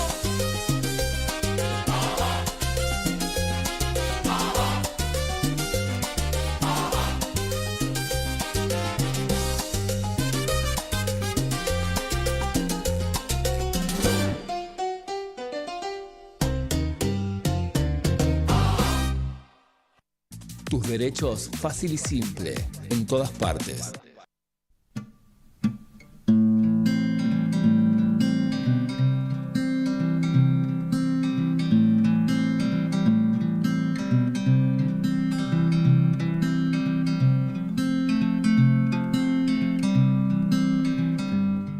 Bueno, y acá estamos nuevamente. Me encanta ese tema, quiero decirlo, me gustan, estamos ahí como... ¿Cómo se llama? Se llama Está caliente mi gente. Lo descubrí hace poquito. Ajá. Me gusta, creo que tiene ahí como una onda que está buena. Antes de presentar a Agus con su columna, invitamos a que nos pongan corazoncitos a quienes por están ahí del favor. otro lado. Por Y anímense. Pónganos un mensajito, nos gusta leer. Díganle dónde son, de dónde están hablando, si les está gustando nuestro programa, sugerencias, todo Estamos eso hablando es... muchas pavadas. Sí. Y aparte que este frío para mí me desconcentra. Yo me empiezo a sentir frío y mi cuerpo empieza a temblar y yo necesito de Bien. concentración. Me parece muy bien. Bueno, Agus, ¿estás por ahí? A ver si la escuchamos. Hola. Hola, Hola, Agus. buenas noches, ¿cómo están? Buenas Bien. noches, ¿Todo bien? Todo bien, todo bien. A mí también me gusta esa música más movida también. Está bueno, ¿no? A veces Sí, necesitamos está ahí bueno. un poquito para... Sí, sobre todo para el frío, ¿no? Un poquito. Claro, para levantar. Bueno, Agus, gracias por estar una vez más. Habíamos anticipado algo sobre el tema de hoy, un tema como siempre interesante, pero me parece que fuerte, ¿no? Sí, un poco sí. Bueno, la nota que les traigo hoy de Aldea Global se llama Migración y Descanso Eterno. El espacio que ocupamos también se define después de la vida. Y tiene que ver con la migración porque, bueno, la manera en que la persona migra o la situación económica de la persona que migra también influye no solamente en la integración, sino también en cómo va a transcurrir su vida y qué va a pasar después de su muerte. Y en realidad la nota empieza con un ejemplo concreto que es en San Luis, donde yo estoy, Sí. y es un trabajo de investigación de la Universidad Nacional de San Luis, que entre otras cosas cuenta cómo se fueron formando los cementerios. Y que fue a partir de una migración interna que se dio en el auge del modelo agroexportador, en donde ya había actividades que ya no entraban dentro de ese modelo en Argentina, y se produjo una gran migración desde las zonas rurales hacia las grandes ciudades, que llevaron no solamente la arquitectura, es decir, ranchos que fueron a las ciudades, que pasa mucho también, es un tema muy interesante que por ahí podemos hablar en otra oportunidad, ¿no? El de la arquitectura migrante o el de la arquitectura de las remesas, pero no solamente llevó a personas y a arquitectura, sino que también configuró después, más adelante, lo que fueron los cementerios. ¿Por qué? Porque había un solo cementerio en ese momento, en San Luis, y cuando empezó a crecer la población y ese cementerio empezó a poblarse, se creó lo que las investigadoras dicen un cementerio para personas ricas y un cementerio para personas pobres. Que eran personas en situación de pobreza, y esas personas en situación de pobreza eran justamente los migrantes, ¿no? Que habían venido ya de una situación de pobreza y que se habían incorporado al mercado laboral en unas situaciones mucho más precarias, con menores salarios. Entonces eso determinó, digamos, su integración en la economía, y después determinó en dónde fueron enterrados, porque se creó otro cementerio en donde no solamente había como una porción de territorio que estaba destinada a estas personas, sino que también cambiaron las formas en las que se las despedía, ¿no? Porque en el caso de los cementerios para las personas en situación de las personas ricas, y asistían los sacerdotes, y a los cementerios y a los velatorios de las personas en situación de pobreza iban rezadoras, ¿no? Había una figura de las rezadoras, no iban los sacerdotes de las iglesias. Entonces, bueno, a partir de esa historia cuento algo mucho más grande que tiene que ver con lo que pasa hoy en el ámbito de las migraciones y cómo, como decía, esta situación económica de la que se parte, o si la migración fue forzada, condiciona también la integración y la vida y la muerte de las personas. En el caso de la migración forzada, bueno, que ya hablamos de la situación económica, pero en el caso de la migración forzada, por ejemplo, muchas veces las personas se ven obligadas a salir con lo opuesto de su país y o en algunos casos sin la documentación, y en muchos casos por rutas migratorias peligrosas, con lo cual hay mucha más probabilidad de morir en ese camino, ¿no? Claro. ¿Cómo? No, te escuchamos, perdón. Hay más posibilidades de morir en ese camino, más posibilidades también de caer bajo algún traficante de personas, lo que se conoce comúnmente como en algunos lugares como coyotes, que son personas que se aprovechan de esta situación, que cobran a la persona que va a migrar y que en algunos casos también les retienen los documentos. Entonces, si pasa algo en el camino, esa persona también es mucho más difícil de identificar, ¿no? Sí. Entonces, todo eso condiciona el cómo se integra alguien a la sociedad, si tiene más o menos probabilidades de morir en el camino, y qué pasa con esa persona si muere en el camino. Claro. Hay un proyecto, por ejemplo, que se llama Proyectos Migrantes Desaparecidos de la Organización Internacional de las Migraciones, que intenta de alguna manera ¿cómo se llama? Perdón.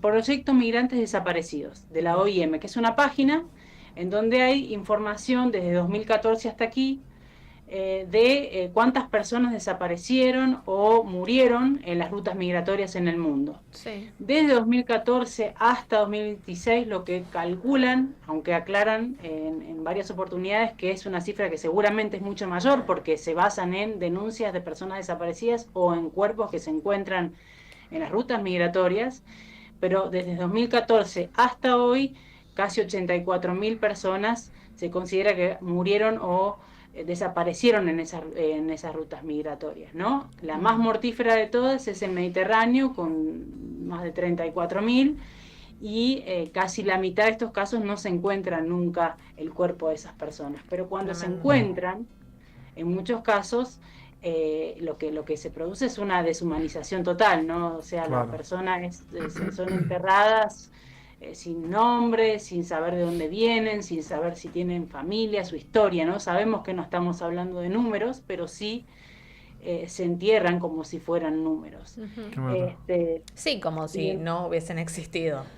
Como si no hubiesen existido, o sea, hablamos ya en alguna oportunidad acá en esta misma columna de lo que es la deshumanización, ¿no? Previa a un genocidio o previa a implementar políticas migratorias restrictivas, porque las políticas migratorias restrictivas son precisamente las que llevan a las personas a migrar por estos caminos, a estas rutas peligrosas, ¿no? Si Ujú. existiera una política migratoria como la que se supone que muchos países se comprometieron a tener, ordenada, para fomentar una migración ordenada, segura, regular, bueno, estas cosas no pasarían, no habría muertes en el camino, pero como Claro. las fronteras están en muchos casos cada vez más cerradas, bueno, se incrementan este número de personas que mueren en el camino. En este año solamente fueron 1.900, por ejemplo, según este proyecto. Como digo, siempre se calcula que son muchas más.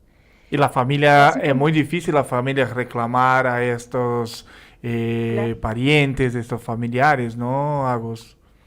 Claro, y en muchos casos queda siempre la esperanza de que en realidad estén vivos, ¿no? Porque si no se encuentra el cuerpo de esta persona, o se encuentra, pero en realidad la persona que lo encuentra no sabe quién es, porque no Ujú. tiene la documentación, porque se la quedó el traficante de persona, porque se hundió en el mar o por lo que sea, Sí. bueno, no se sabe quiénes son. En la nota, digamos, al final de la nota, también me parecía importante conocer que en este contexto de deshumanización hay personas que sí están haciendo cosas para que esto, digamos, para cambiar un poco esto, para que esta deshumanización no sea tan grande, ¿no? Son pequeños gestos, pero muy importantes. Voy a mencionar 3 ejemplos cortitos. Ujú, dale. Pero hay uno en Andalucía, que es son notas que yo menciono en esta nota. Hay un hombre de Andalucía que hace 35 años que pone flores y limpia tumbas de 40 migrantes marroquíes que murieron en 1988, ¿no? Por ejemplo. O hay en California unas mujeres rezadoras, que contaba recién, ¿no? Que en los cementerios de las personas pobres iban rezadoras. Bueno, es una figura que hoy en la actualidad se ve. En California hay un cementerio en donde hay como una valla donde las personas que tienen nombre y apellido, por lo general nacionales, están enterradas, y detrás de la valla hay personas sin nombre, en su mayoría migrantes, que nadie sabe, por supuesto, quiénes son, y a las que estas rezadoras van y a través de la valla, porque no pueden pasar, les tiran flores y rezan a través de la valla. Y lo que cuentan también en la nota, que es muy impactante, es cómo esas vallas que existen en la frontera se traducen también en esos cementerios, ¿no? Por eso digo que el trayecto, la deshumanización que se da en vida, después continúa, ¿no? Después de la muerte de la persona, no solamente para la persona que no se sabe quién es y que no tiene una sepultura digna, sino también para los familiares, como decíamos recién, Claro. que no saben dónde están, que no tienen un lugar al que ir a despedirlos, ¿no? Entonces eso de la valla me pareció muy simbólico. Y después hay una isla, El Hierro, en donde la comunidad también se organizó, fue la comunidad ahí, una comunidad pequeña, la que se organizó para también llevar flores, para limpiar esas tumbas y ponerle alguna identificación, no sé, aunque sea la fecha en la que apareció la persona, algo que la pueda identificar de alguna manera. Ujú. Y con esto, digamos que me parecía importante decirlo también, la conclusión más importante me parece que se puede sacar es que en este contexto de deshumanización, donde vemos también cada vez políticas migratorias menos humanas, bueno, en muchos lugares, en Argentina también estamos endureciendo las políticas, vemos que se está endureciendo la política migratoria en un contexto de deshumanización, siempre, siempre florecen gestos de humanidad. Y me parece que es importante eso contarlo, ¿no? Claro. Contarlo desde el periodismo, porque es parte de lo mismo, ¿no? Si no contamos esto, estamos omitiendo una parte de la realidad y también estamos perdiendo la oportunidad de que haya personas que se inspiren con estas historias para hacer algo parecido, para hacer algo similar, ¿no? Claro. Creo que es importante también rescatar eso. Así que un poco esa es la invitación hoy a visitar esa nota y recorrer también esas otras historias que me parece que no solamente son esperanzadoras, porque siempre desde el periodismo también somos un poco bastante a veces pesimistas respecto a la humanidad, pero también conocer estas historias es parte de la realidad y creo que es inspirador también dentro de un contexto que como vemos y sabemos es desolador, Sí, de acuerdo. y en donde, bueno, hay muchos condicionantes que llevan a estas situaciones políticas migratorias y condiciones que el lugar donde uno nace, las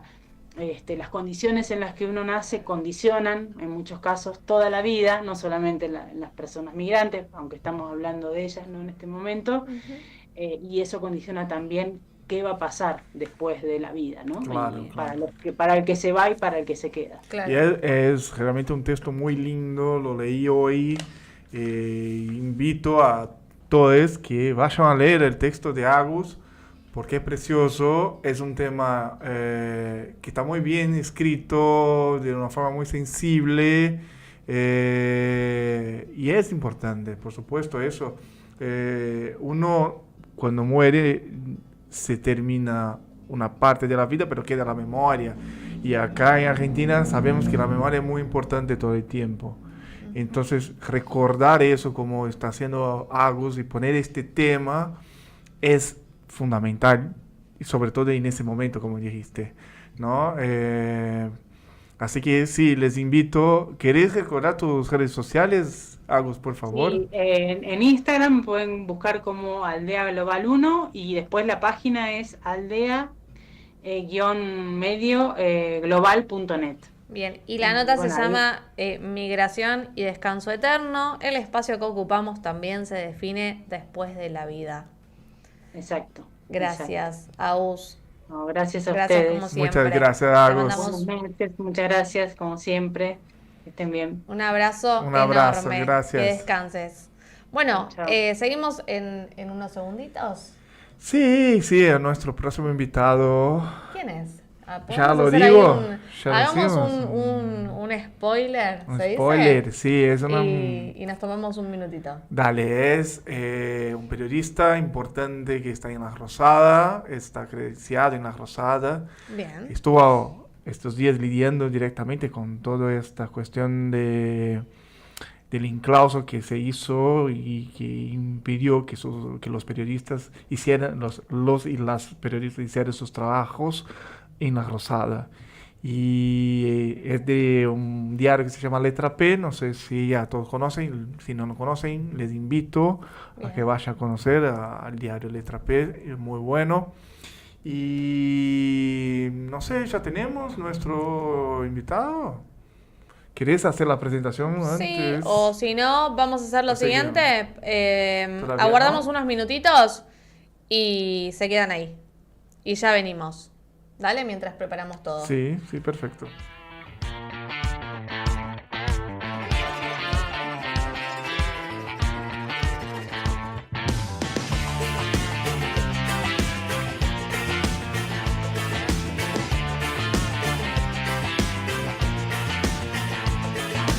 Te veo crecer, ¿dónde habrá quedado la inocencia perdida? Este mundo te santificará, sos la garantía de su propia mentira. Hay noches que duran más que una vida, de vez en cuando bajo a tu infierno privado a lamerme las heridas. No seas tan cruel, dame una chance, vamos a fumar un poco. Cuando creo que solo tu mirada me basta, me equivoco, me vuelvo loco. En silencio presencio tus ejecuciones a diario, soy tu caballo de Troya. Baila en la calle, baila, esperando siempre baila. Salta desesperanza, nunca te vi llorar.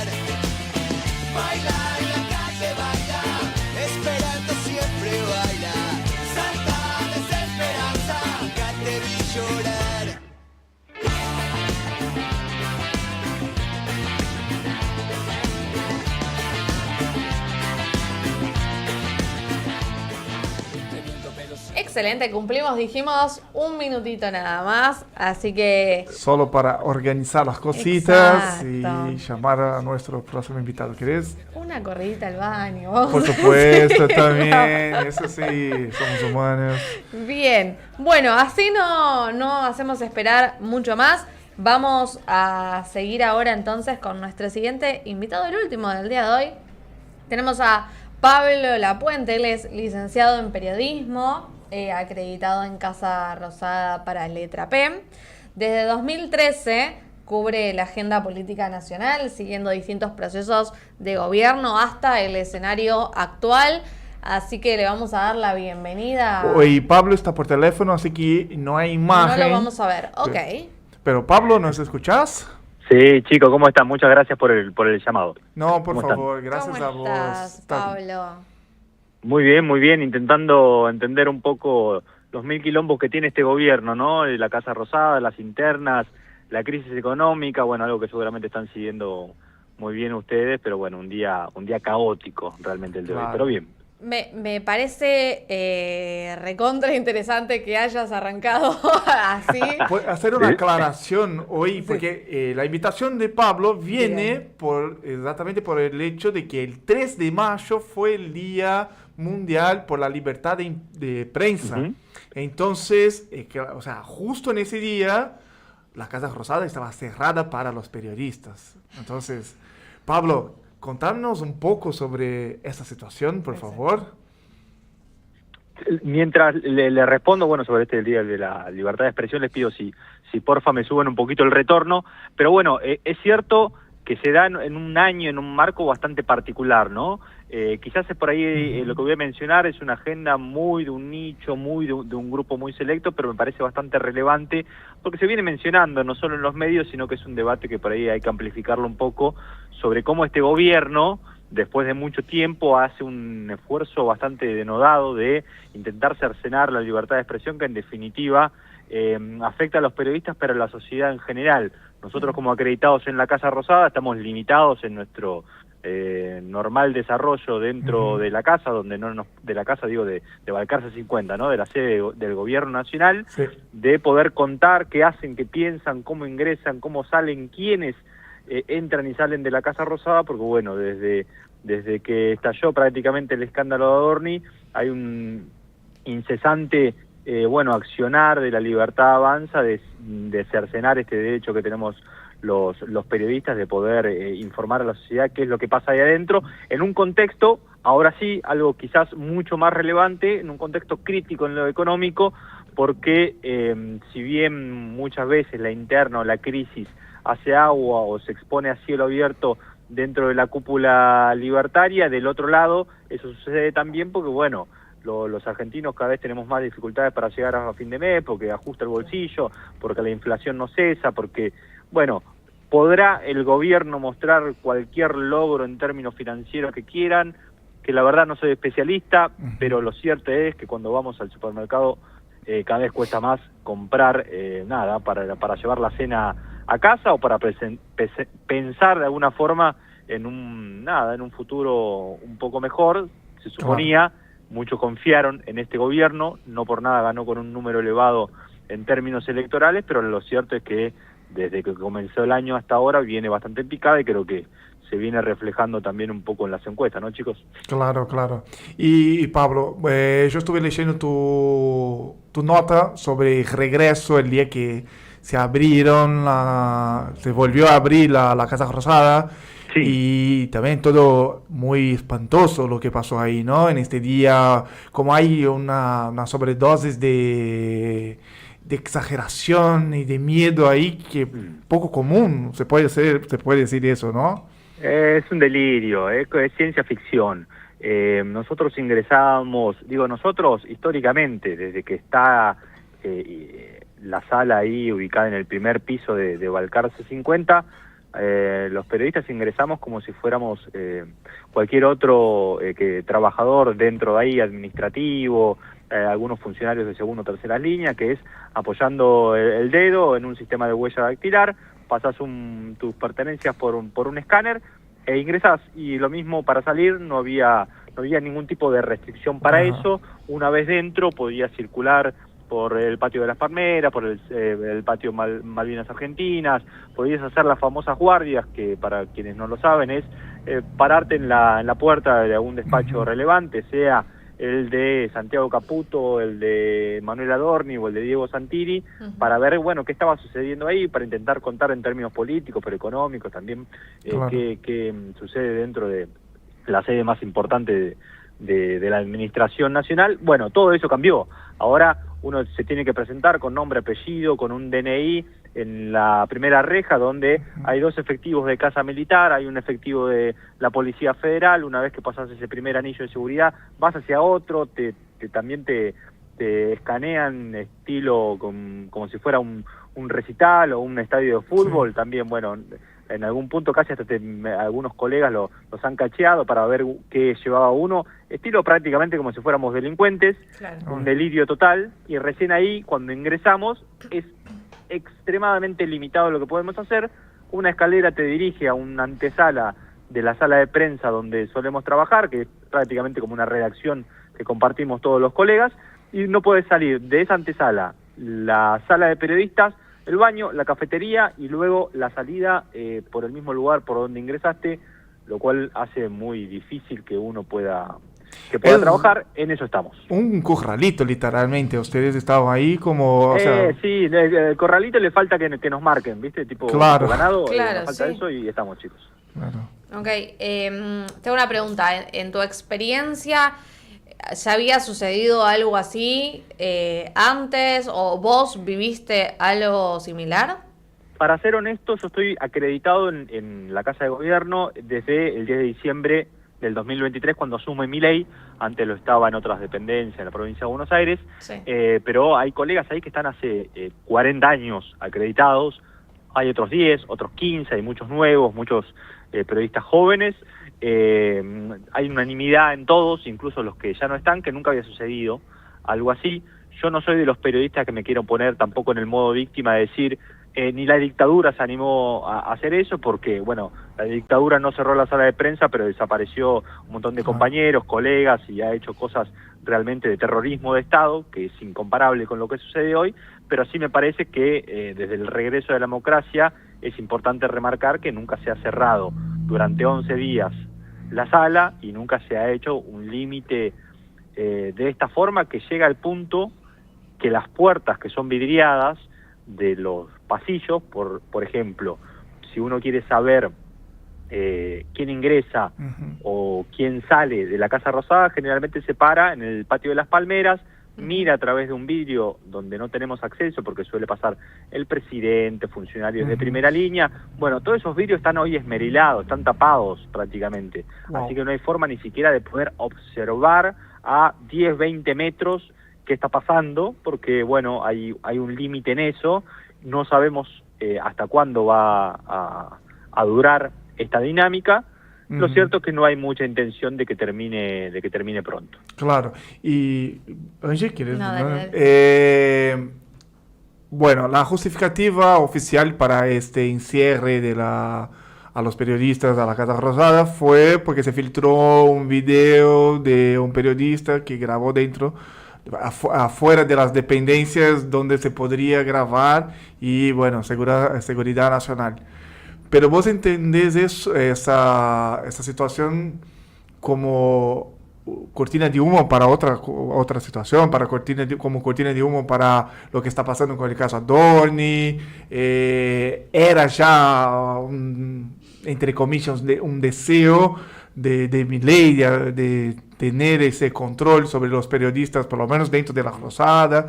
¿Cómo interpretás vos de esa situación? Una combinación de cosas, creo. El presidente desde hace mucho tiempo, tiene un problema con los periodistas realmente, Claro, ¿no? claro. Es habitualmente que dice que el 95% de los periodistas son chorros, corruptos, de todo, de lo que se imaginen, porque, bueno, lo escuchamos todos. Por supuesto que los periodistas, yo no me siento interpelado, la mayoría de los periodistas no lo sienten interpelado. Lo cierto es que a uno lo afecta con estas limitaciones. Pero estas restricciones, estos intentos de censura, vienen intentándose desde hace mucho tiempo. Hace algunas semanas atrás le habían impedido el ingreso a 10 periodistas. Bueno, viene con una ondada de distintos ataques a nuestra profesión desde hace mucho tiempo. Lo cierto que detrás de eso, más allá que me parece que hay algo en el razonamiento libertario, sobre todo el presidente, que tiene unas seguidillas, digamos, de argumentos para uno creer que realmente el presidente piensa que nosotros somos espías, intentamos atentar contra su gobierno y otros delirios más.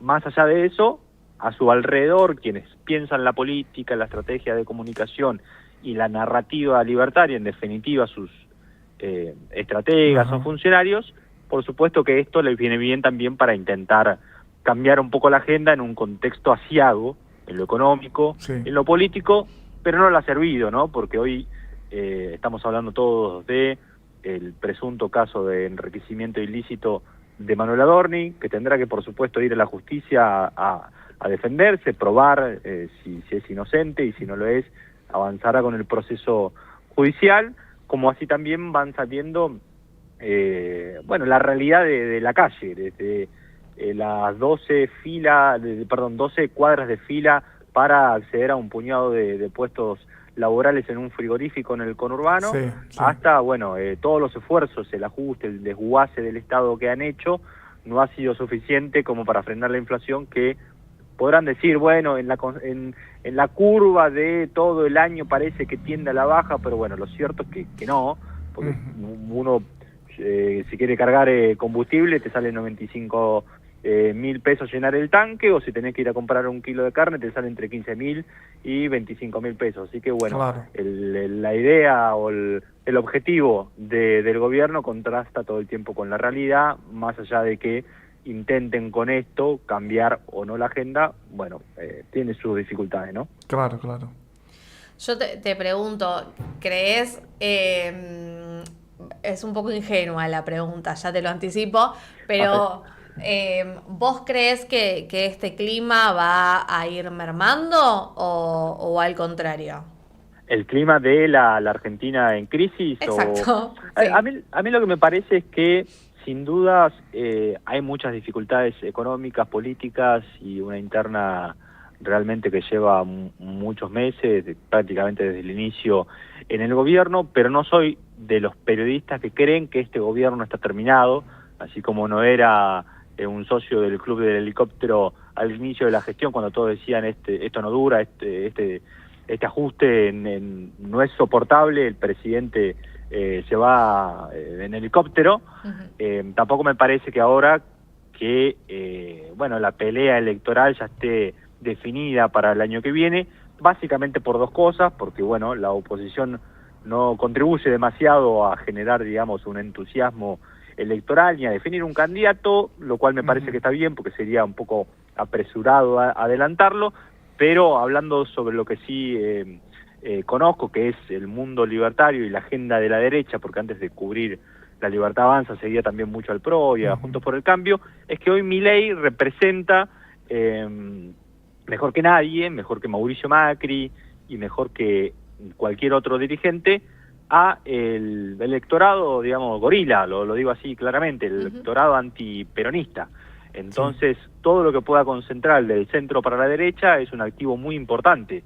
Ahora, eso es 30%, 32, 35, no lo sé, pero sigue siendo un montonazo de votos con los que todavía el gobierno tiene por qué pelear, con el respaldo que estamos viendo de los gobernadores, donde se sacó una foto hoy alguno de los ministros con gobernadores aliados que todavía están dispuestos a apoyarlo, con el Círculo Rojo que todavía lo sigue aplaudiendo en alguna de estas conferencias y convenciones económicas, con el respaldo de Estados Unidos, con todo lo que sabemos que ha puesto la administración Trump en la apuesta del modelo libertario.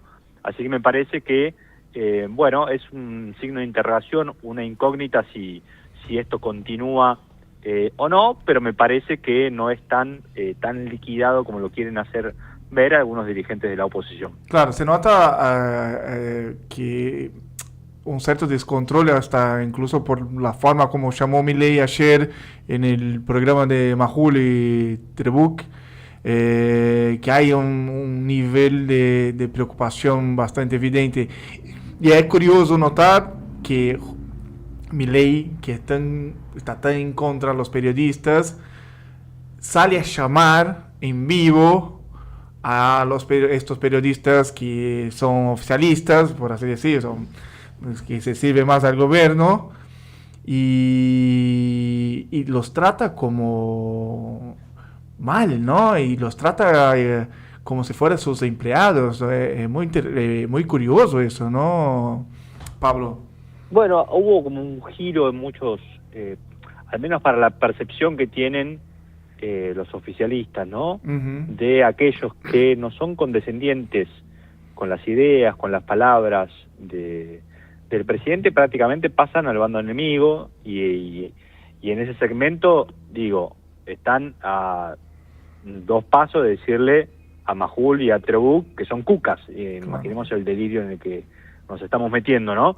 A mí no me gusta hablar, no me gusta hacer periodismo de periodistas, porque es un embole, a nadie le interesa, pero sí me parece interesante cómo, sobre todo en un momento caótico para el gobierno, o estás de su lado o sos enemigo, ¿no? No hay un término medio, y lo padecen los periodistas, los propios dirigentes, y bueno, la propia interna del gobierno, eso que decís vos. Javier Milei llamando desde Estados Unidos a 2 periodistas para intentar aclarar lo relevante de ahí, para intentar desautorizar a quien había hablado hace algunas horas antes, que era Patricia Bullrich, en contra de su jefe de gabinete, que es el hombre más cuestionado hoy dentro de la Casa Rosada, dentro del gobierno. Tiene unos quilombos terribles. Me parece que en esa pregunta y repregunta de Majul o de Trabuk sobre este caso, se sentía sumamente incómodo, porque realmente Bullrich, con lo que dijo, es decir, Manuel Adorni, tenés que presentar ya tu declaración jurada, el presidente sale, digamos, a desautorizarla, el que quedó desautorizado en realidad es la investidura presidencial, ¿no? Que una subordinada, por así decirlo, en términos políticos, sale a primerearlo, y sale a decir lo que muchos otros funcionarios no se animaban a decirlo en público, que es, che, nos están molestando, nos está dañando lo que sucede con Adorni, y ahí creo que está el punto, el nervio sensible que le tocó al presidente ayer. Pero solo para encerrar mi parte acá, que yo estoy interviniendo un montón,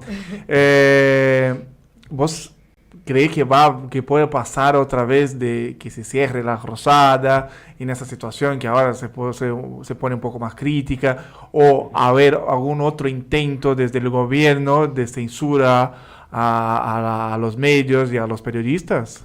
Bueno, creo que es posible.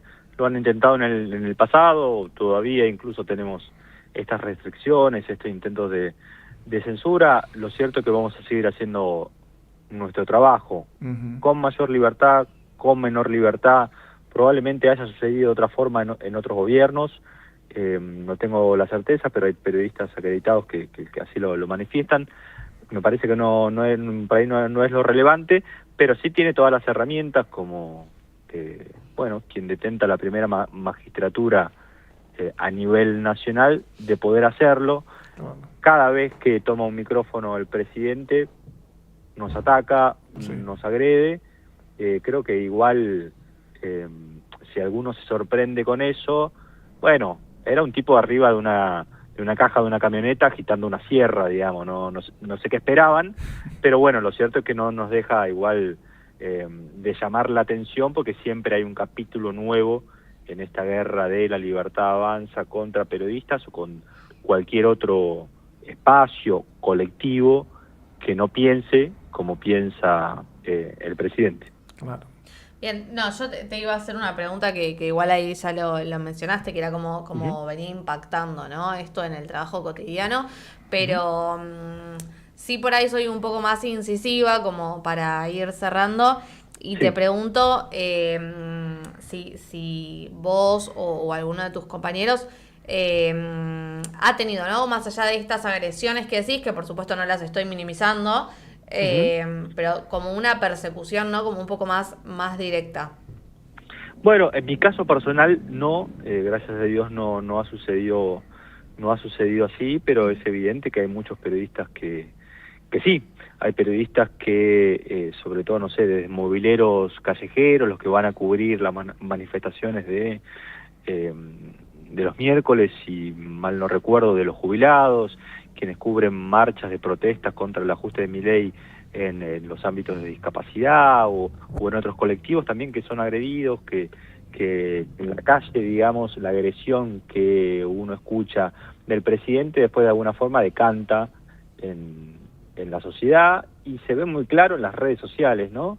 Cómo doxean, persiguen o atacan a los periodistas por hacer su trabajo. Eso me parece que viene sucediendo hace mucho y no hay mucho tampoco indicio de que en algún momento desescale. Pero bueno, hay colegas que sí lo han padecido en carne propia con agresiones incluso físicas.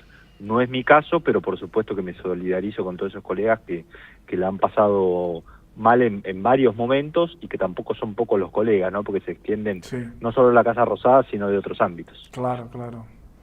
Bueno, yo estoy... Perfecto. Bueno, te agradecemos un montón, Pablo, por Muchas este gracias, espacio, Pablo. por estos minutos, por transmitirnos también un poco, ¿no? De qué es lo que se está viviendo, más allá de lo que podemos ver o escuchar, que poder escucharte a vos, ¿no? Claro. Gracias, chicos. Gracias por el llamado.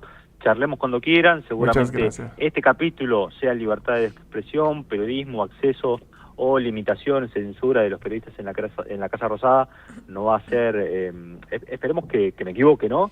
Pero todo indicio hace pensar que se podría volver a repetir en el futuro. Para charlar de eso o de cualquier otra cosa que consideren, así que gracias por el llamado. No, por favor, Muchas gracias a vos.